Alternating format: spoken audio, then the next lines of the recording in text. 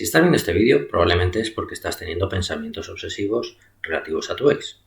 Y no importa mucho si es porque le demonizas o porque le idealizas. El asunto es que te está costando un montón sacártelo de la cabeza y continuar adelante con tu vida.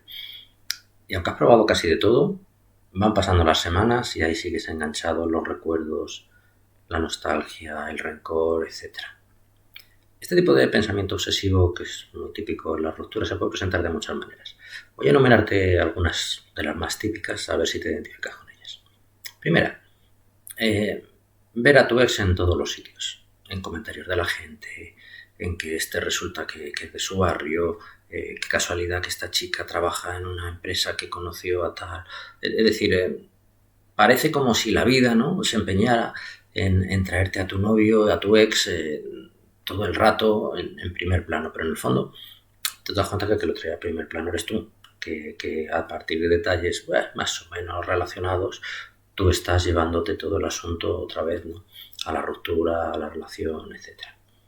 Segunda manera, que es parecida a la anterior, es también un pensamiento así de tipo obsesivo, pero es como que todo el rato estuvieras, que la vida, ¿no?, te estuviera poniendo delante las rupturas, el final del amor, las separaciones, y que todo te recuerda a que estás ahora mismo pasándolo mal en una separación y tú quieres pensar en otra cosa, pero constantemente hay detalles en la vida cotidiana, ¿no?, que te retrotraen a esto, ¿no?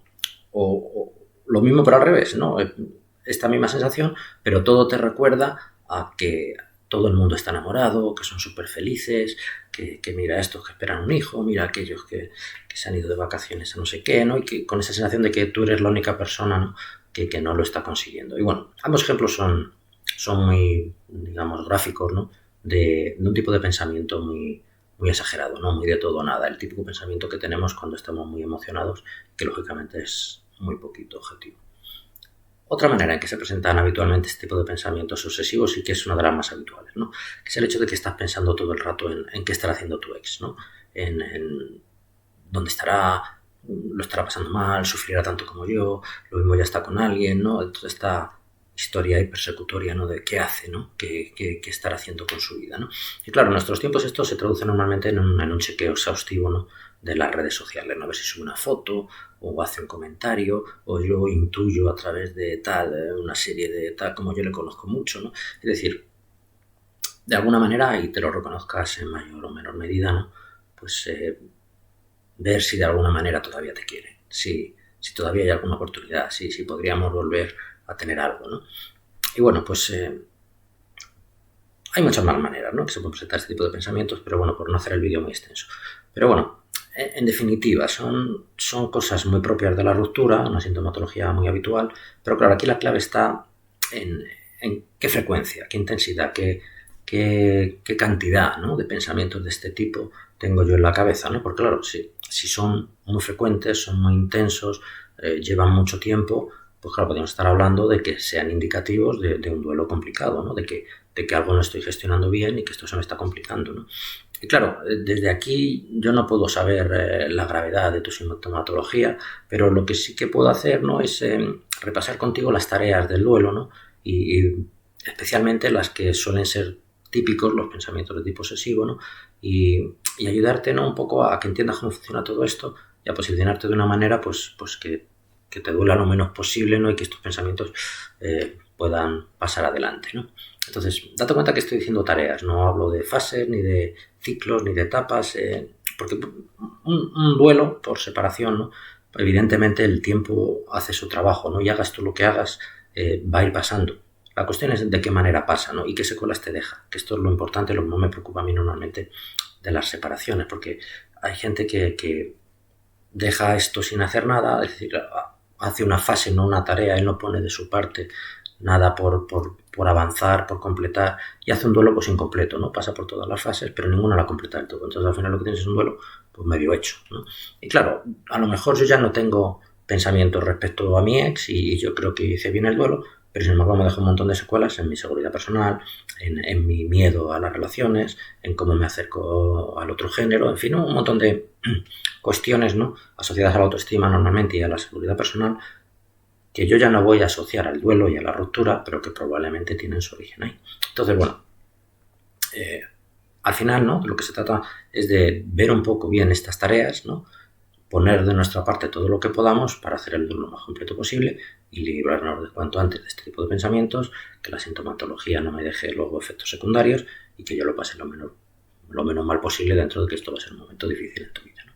Entonces, sin darle mucho más rodeos. Primera tarea. Aceptar la realidad de la pérdida. Esta, que es la primera tarea, en las rupturas de pareja puede ser con diferencia la más difícil. Y date cuenta que si no consigues construir esta tarea bien y completarla eficazmente, difícilmente vas a poder completar la siguiente. Es fácil que se den todas medio en paralelo, pero ya te digo que si no consigues hacer bien y completar una bien, la siguiente va a estar un poco más incompleta y la tercera más incompleta y así sucesivamente hasta que al final pues hago un duelo que de alguna manera no va a conseguir lo que pretendemos, ¿no? De aprovechar la oportunidad, ¿no? Que también ofrece una ruptura de pareja de un desarrollo personal, de que yo acepte estas situaciones y que no me lleve una mochila para la siguiente relación, ¿no?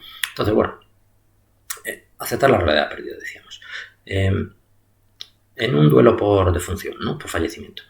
Ahí, se ponga tu cerebro como se ponga, va a haber un momento que acepte la pérdida, porque es imposible relacionarte con la persona perdida. Tu cerebro se va a revelar, va a hacer un montón de falsos positivos, va a querer verle en todos los sitios, pero luego no está. Yo no consigo relacionarme más allá de que veo fotos o vídeos y demás. Entonces mi cerebro llega un momento que va a decir, en la mayoría de los casos, ¿no? Salvo patología, va a decir, vale, tengo que tirar para adelante. En un duelo por separación es diferente, porque el otro estará más o menos disponible, pero está. Y yo puedo ver que está, puedo chequear las redes sociales, como decíamos antes, puedo estar constantemente viendo que tiene una vida, que se ha ido a Segovia, que está de fin de semana con no sé quién, que ahora está montando en bici, que es más, yo puedo seguir en relación como amigos, ¿no? Y puedes estar relacionándote con él un montón de veces, o incluso puedes seguir manteniendo relaciones sexuales, que es una cosa que pasa con relativa frecuencia, ¿no? Que ya no somos pareja, ¿no? Por decirlo de alguna manera, pero ocasionalmente, si se dan las circunstancias o no están de acuerdo, pues, o sea, que te quiero decir que hay una parte, ¿no? En que mientras yo sigo viendo a la persona perdida, ¿cómo le convenzo yo a mi cerebro de que aquí hay una pérdida, ¿no? ¿Cómo vas a convencer a tu cerebro de que haga un duelo por pérdida, por desaparición, si está ahí, ¿no? Y si yo le estoy viendo constantemente, si te estás relacionando con él, muy difícil. De esta manera, que tu cerebro se ponga a hacer un duelo. ¿A qué se va a poner? A hacer los esfuerzos que pueda por recuperar la relación, pero no por asumir una pérdida que no percibe de ninguna manera. Cuanto más se parezca a la situación posterior a la ruptura a la situación previa a la ruptura, más complicado se lo pones a tu cabeza para que pueda hacer un duelo. Entonces, mi recomendación, una vez que tu ex dice claramente no quiero continuar en la relación, a partir de ahí, que normalmente esto no es así de un día para otro, ¿no? Entendámonos, ha habido conversaciones previas donde él va manifestando su malestar, sus dudas y tal, y algún día ya definitivamente dice tal, ¿no? Entonces, a partir de ahí, yo he tenido tiempo para tratar de convencerla, de convencerle, de hacerle ver que se equivoca, pero una vez que ya firmemente hacen una declaración de este estilo, ahí lo que yo recomiendo es aceptar su decisión y tratar de relacionarme lo menos posible, repartir las cosas, etcétera, y a partir de ahí, mínimo contacto para que mi cerebro se dé cuenta de que aquí está pasando algo, de que aquí hay una pérdida y me va a resultar muy duro, pero empiezo a trabajar y de manera completa, ¿no? Para que esta tarea quede bien hecha y yo pueda construir sólidamente el resto, ¿no? Porque al final, si la primera no la construyo sólidamente, pues se nos hunde el castillo, ¿no? Entonces, llega un momento, ¿no? Que aunque sea tu pareja la que en algún momento decide terminar la relación, tú también tienes que tener una parte activa, no puedes quedarte ahí pasivamente esperando a ver si cambia de idea, a ver si cambia de opinión. Lo primero porque hay una parte en que tratar de convencerle no es respetuoso con la decisión que ha tomado, pero sobre todo, y pensando en ti, no es bueno andar detrás de alguien, ¿no? Que en principio no quiere estar contigo, porque eso es muy lesivo para la autoestima, porque te van a rechazar y te van a rechazar un montón de veces y casi nunca funciona para recuperar una relación. Entonces, para salvaguardar tu autoestima y acabar el duelo lo antes posible, lo mejor es tomar esta postura que te digo, ¿no? Que no es pasiva, que no es de espera, es activa, es decir, vale, ahora yo te estoy dejando a ti también. Es decir, hay un momento en que uno tiene que pasar a controlar la situación. No puedes poner tu bienestar en manos de otra persona. Para recuperarlo tú tienes que aceptar su deseo de terminar la relación y hacer lo propio y decir, vale, hemos terminado. Y aunque tú quisieras volver, ya no te voy a recibir, yo tampoco. Y a partir de ahí yo acabo con la incertidumbre, recupero el control de mi vida, empiezo a hacer mi duelo y es más fácil que yo avance positivamente. Y cuanto más tarde en tomar esta decisión, que tarde o temprano todo el mundo la toma, pero cuanto más tarde en tomarla, más dolor, más largo el duelo, probablemente más incompleto y más pensamientos obsesivos, que es un poco el objeto de este vídeo en concreto. Y bueno, pues esto realmente no es el discurso típico, ¿no?, que oímos socialmente, bueno, no mayoritariamente supongo, pero que sí que uno oye muy habitualmente, de que hay que luchar por el amor, de que hay que pelear con uno por lo que uno quiere, pues si tanto la quieres, ¿por qué no tal? Es decir, toda esta, en fin, creencia, ¿no?, relacionada, yo creo, con el amor romántico y con todas las películas que hemos visto y las novelas y demás, y que desde mi punto de vista pues nos hace mucho daño para hacer un duelo en condiciones. Y bueno, todo este asunto de amor romántico ya le dedicaré algún artículo futuro en el blog, porque creo que nos complica mucho la vida y es una manera muy poco realista de ver las cosas, y para lo único que vale es para que nos relacionemos con la vida real, que en realidad es lo único que tenemos. Entonces, bueno,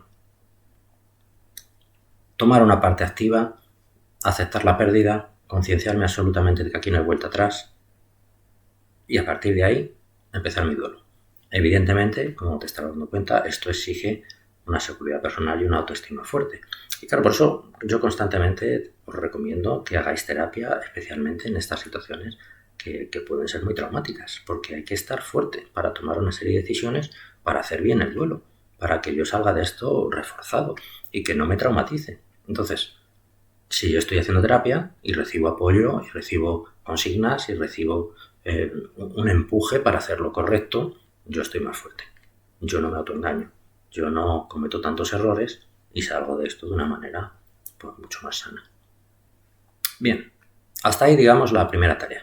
¿Cuál sería la segunda? Expresar los sentimientos relativos a la pérdida.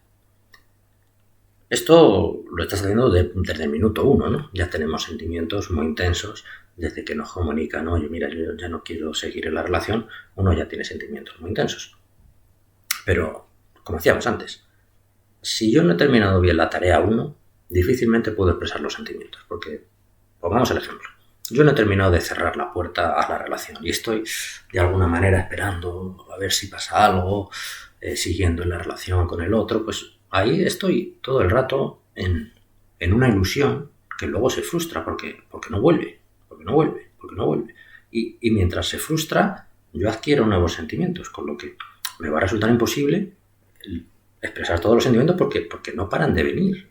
Entonces hay una parte que es fundamental en que yo cierre la puerta y haga el duelo, y entonces a partir de ahí ya no hay más sentimientos que ventilar sobre esta persona porque no la veo, porque no produce nuevas interacciones conmigo, no me puede causar más daño del que ya tengo. Entonces, bueno, ¿qué sentimientos habría que expresar? Pues lo lógico, ¿no? Lo que a todos se nos ocurre y que todos hemos experimentado en mayor o menor medida. El rencor, la tristeza, el miedo a que no nos quiera nadie, la vergüenza, la culpa, etcétera, etcétera, etcétera, etcétera. Y esto ya es muy relativo a cada persona, ¿no? A cómo seas tú y cuáles son los sentimientos las interpretaciones que te has hecho de la relación, etcétera, etcétera. Y claro, esto es muy importante, porque esta es una fase donde los pensamientos obsesivos son muy preponderantes, ¿no? Y te lo vas a encontrar pues casi constantemente. Pero si tú consigues ir expresando todas estas emociones de las que venimos hablando, y digo todas, y en la cantidad necesaria, lo voy a pasar muy mal, voy a tener muchos pensamientos obsesivos, pero poco a poco se va diluyendo. Y con las emociones expresadas se irán los pensamientos obsesivos. ¿Cuál es el problema aquí? Que en ocasiones, por motivos personales también de cada uno, hay emociones que no queremos expresar. Entonces hay personas que a lo mejor no quieren expresar el miedo, porque da vergüenza, o no quiere contar del todo que aquí hubo una infidelidad, ¿no? Y entonces no puede contar esa parte a nadie y no puede expresarlo. Y es que es importante hablar con la gente y que cuando yo lo digo en voz alta, pues es importante la terapia, se hace más realidad, ya no está solo en mi cabeza, ya puedo operar con ello. Entonces hay un montón de motivos por lo que hay gente que decide no negarse a expresar una serie de sentimientos. A veces se niega que los tiene, ni siquiera quiere ser consciente de que están, de que pese a todas las, en fin, trastadas que me hizo mi ex todavía le quiero, pues eso hay que expresarlo también. Entonces, un ejemplo muy típico de esto, para que me entiendan mejor, es un caso que yo veo en muchas ocasiones, ¿no? Es la típica situación, ¿no?, en la que yo no he hecho bien la tarea 1. No he terminado de cerrar la puerta respecto a la relación y de alguna manera pues ha ido pasando los meses, él o ella no se han puesto en contacto, pero yo no lo cerré, yo no dije hasta aquí, cuando vuelvas paso de ti. Entonces, claro, cuando luego me viene esta fase, esta tarea 2, ¿no?, en que de alguna manera me van a venir un montón de sentimientos, cuando me viene los de nostalgia, es decirle la parte positiva que tuvo la relación, lo querido que me sentí, o las características de personalidad tan fantásticas que tenía esta persona y que otros no encuentro, que las tengan, es decir, que a la larga, ¿no?, esto es un duelo porque perdemos algo que queríamos, ¿no?, con independencia de si objetivamente era bueno o era malo, la realidad es que nosotros lo queríamos y que es de alguna manera el otro, ¿no?, el que decide terminarlo. Es decir, hay una parte que me tiene que doler perder algo que yo valoraba, ¿no? Entonces, claro, si yo no hice bien la tarea 1 y empiezo a tener esos sentimientos positivos, ¿no?, digamos, de lo que fue la relación, me entra mucho miedo. Me entra mucho miedo porque creo que lo voy a volver a pasar mal, creo que voy a querer volver con él, creo que además puedo volver con él, que soy peligroso, que me veo llamando, que me veo presentándome en el trabajo, que veo que esto puede ser muy intenso y no lo voy a poder manejar, inmediatamente corto esta expresión emocional, ¿no?, que evidentemente es nuclear en el duelo, ¿no?, que es dolerme porque pierdo algo bueno, ¿no? ¿Y qué hago? Yo instalo una serie de pensamientos, yo voluntariamente. Y dices, pero ¿cómo puedo estar echando de menos a este con las que me hizo? Y ahí empiezas a recordar todos los defectos que tenía, las cosas negativas que hizo, lo mal que se portó en la ruptura. Es decir, toda la retahíla de cosas negativas que tuvo, y ahí te cronificas en este tipo de pensamiento voluntariamente. Lo traes tú a primer plano por no expresar una emoción que te resulta incómoda, que te resulta que no vas a poder manejar bien. Entonces, claro, ¿qué pasa? Que yo mismo soy el que, de alguna manera, cronifica el pensamiento negativo. Por no querer, el pensamiento obsesivo, por no querer expresar una serie de sentimientos que me resultan incómodos. Entonces, yo siempre pregunto a mis pacientes, bueno, no siempre, pero en muchas ocasiones, acerca de su última ruptura, ¿no? Porque, por lo que os digo, ¿no?, porque en muchas ocasiones los síntomas que me traen tienen que ver con cosas que pasaron antes, con duelos mal hechos en muchas ocasiones, ¿no? Entonces, siempre pregunto por los últimos duelos, ¿no? Y hay mucha gente que me contesta, pero 5, 6, 8, hasta 10 años después de una ruptura, yo noto que me hablan súper enfadados, muy emocionados, de una manera súper crítica con el ex, ¿no? Y claro, yo intuyo que ese duelo no está del todo hecho. Y cuando se lo insinúo a los pacientes, pues me suelen contestar, pero ¿qué estás diciendo? ¿Cómo que no he hecho el duelo si le odio a muerte, ¿no?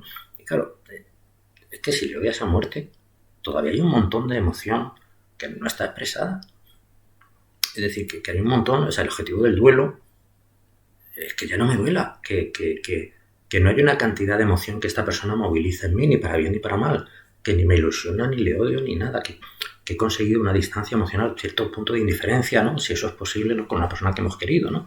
Pero sí, este es el objetivo, ¿no?, que de alguna manera ya no seamos un mismo sistema nervioso, ¿no? Yo estoy por un lado, tú estás por el otro, y que nada de lo que tú puedas hacer pues ni me ilusiona especialmente, ni me daña especialmente. Si yo lo estoy odiando, todavía estoy sufriendo.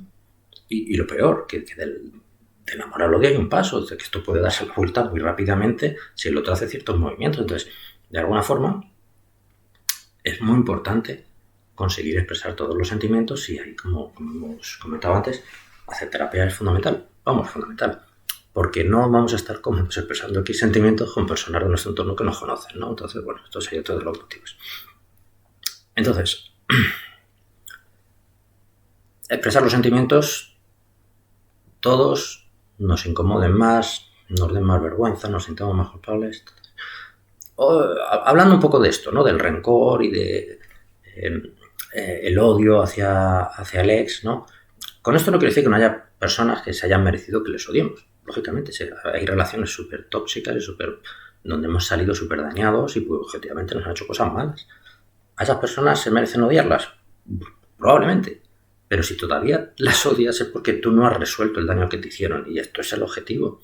Que te hagan lo que te hagan, tú lo puedas resolver y que ya no te duela, ¿no? Entonces, para valorar un duelo hay que tener muy en cuenta, lógicamente, cómo ha sido la relación. Si es una relación de maltrato físico, psicológico, evidentemente tenemos un duelo muy complicado porque hay muchas cosas que ventilar.